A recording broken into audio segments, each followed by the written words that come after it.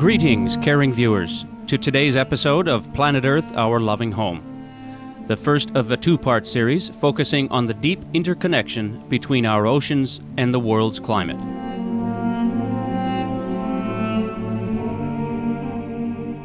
The experts featured today are Dr. Steve Rintoul, an oceanographer from Australia's National Scientific Research Body, the Commonwealth Scientific and Industrial Research Organization, and Professor Anders Lieberman, a senior researcher at the Potsdam Institute of Climate Impact Research in Germany and the lead author of the Sea Level Change chapter for the coming fifth assessment report of the United Nations Intergovernmental Panel on Climate Change. Oceans cover 71% of the Earth's surface, contain approximately 97% of the world's water, sustain a diverse array of sea life, and play a vital role in regulating our planet's climate in a multitude of ways, including through thermohaline circulation, also known as the Great Ocean Conveyor. If you think about the globe and what does this overturning circulation really look like, it's probably easiest to start in the northern part of the Atlantic up near Greenland and Iceland. Water sinks at the surface there and flows southward through the whole Atlantic basin until it reaches the Southern Ocean. And then very strong currents in the Southern Ocean redistribute that water, carried around the globe, spinning around Antarctica. That water then passes through the Indian and Pacific Oceans, ultimately returns to the Southern Ocean and gradually warms and becomes lighter again, and then flows back in northward through the Atlantic basins in the upper part of the ocean, and that closes the loop. The oceans help stabilize Earth's temperature by absorbing heat, with approximately 1,000 times greater heat absorption capacity than that of the atmosphere.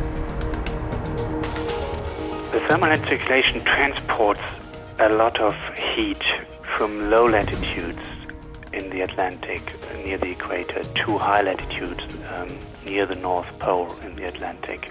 The entire climate system is in tune with this thermal circulation operating. The oceans influence climate mostly because they can store and transport vast amounts of heat and carbon dioxide. So the upper few meters of the ocean, for example, can store more heat than the entire atmosphere. So when we talk about global warming over the last 50 years, what we're really talking about is heating up of the ocean, because about 80 or 90% of the extra heat that's been stored by the Earth's system over the last 50 years has gone into the oceans. And so the oceans influence climate, and it also means that observations of the oceans are an important way for us to track climate change, because that's where the heat is accumulating. Scientists estimate that the oceans currently absorb 1/3 to 40% of the CO2 emitted from human activity.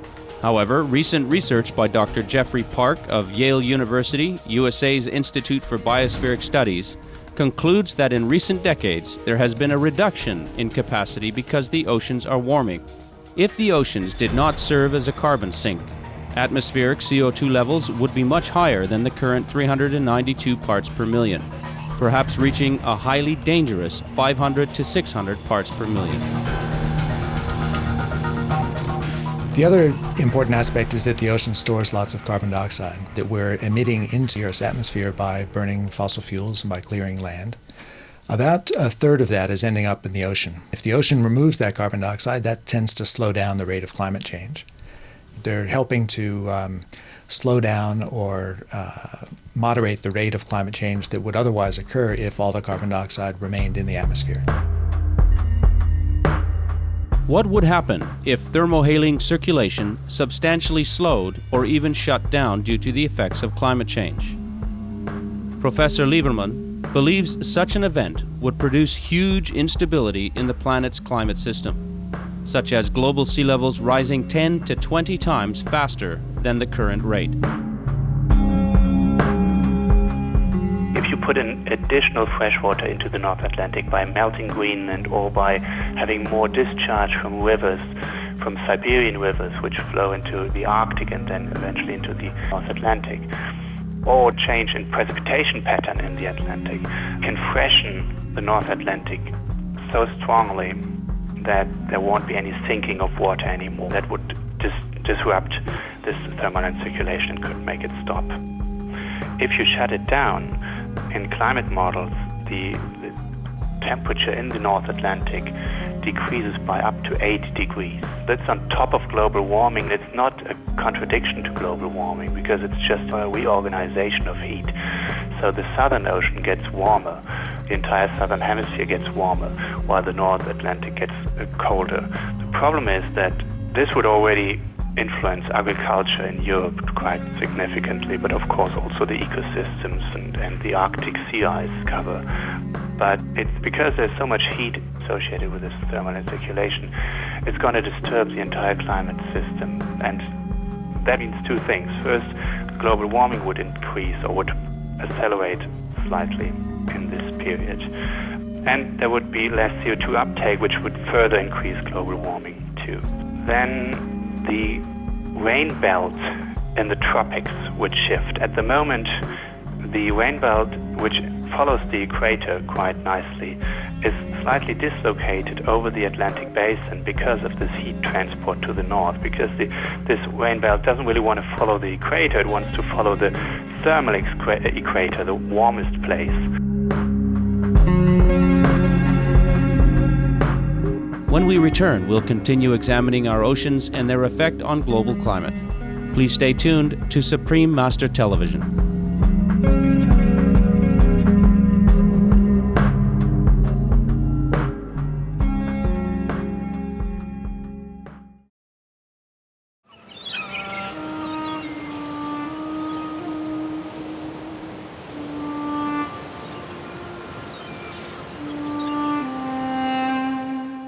Welcome back to today's Planet Earth, Our Loving Home on Supreme Master Television, where we are focusing on how the oceans affect the world's climate.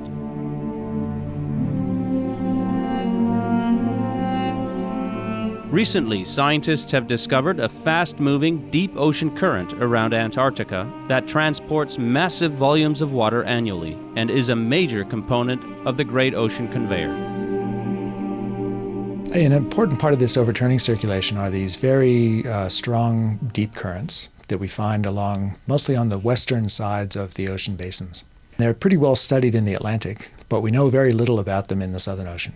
And so there's a huge plateau, a submarine mountain range, which is more than 2,000 kilometers long, that sits in the Indian Ocean sector of the Southern Ocean. On the flanks of that, we had some reasons to expect there might be a current there, but no one had ever measured it. So we really didn't know just how strong the currents were and whether it was an important part of the overturning circulation or not. A few years ago, in a joint experiment with Japanese scientists and Australian scientists, we deployed some instruments along the flanks of this plateau to measure the deep ocean currents there. What we found were some surprises. The first surprise was that the ocean currents were quite strong. The average speed over 2 years was about 20 centimeters per second at a depth of 4,000 meters. So 20 centimeters per second doesn't sound very fast, but for the deep ocean, it's very unusual. In fact, they're the strongest, the quickest deep currents that we've measured in the ocean at those depths. It sits about 4,000 meters below the sea surface and runs along the seafloor, but it extends for thousands of meters up through the water column. So it occupies a lot of the depth of the ocean, but it's quite narrow. It's only about 50 kilometers across. So we've used those current speed measurements and measurements of temperature and salinity of the water to calculate how much water is moving northward away from Antarctica in this deep current system. And we found that it's about 10 million cubic meters of water per second. That's a pretty tough number to get your head around. If we add up the flow of all the world's rivers combined, we get about 1 million cubic meters per second. This deep river of cold water flowing away from Antarctica is about 10 times the size of all the world's rivers combined. And so what that tells us is that this is indeed an important branch of this overturning circulation. And it's one aspect of the ocean currents that we need to understand and be able to simulate if we're going to project how climate might change in the future.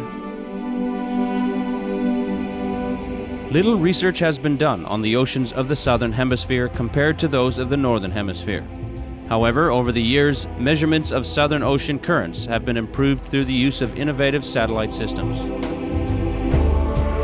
So what's changed in the last few years is, first of all, much better satellite instruments. We have satellites that can now measure the height of the sea surface to within a millimeter or two. We're able to study ocean currents from space now in a way that we couldn't do before. It works a little bit like a speed gun that police might use on a highway to determine how fast your car is moving. It sends down a radar pulse from the satellite. It bounces off the surface of the ocean and returns to the satellite.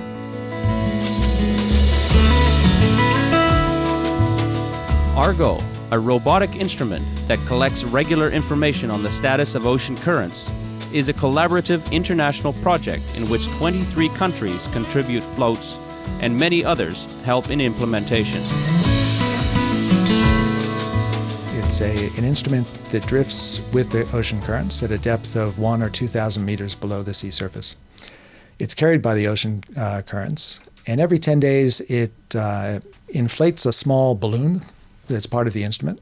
That changes the buoyancy. It makes the float a little bit lighter in the water column, and it rises through the ocean from 2,000 meters up to the surface, and it measures temperature and salinity and sometimes oxygen levels as it goes. When it reaches the surface, it can transmit that data to us by satellite, and then sinks back down again and drifts for another 10 days. We now have more than 3,000 of these instruments deployed throughout the world oceans.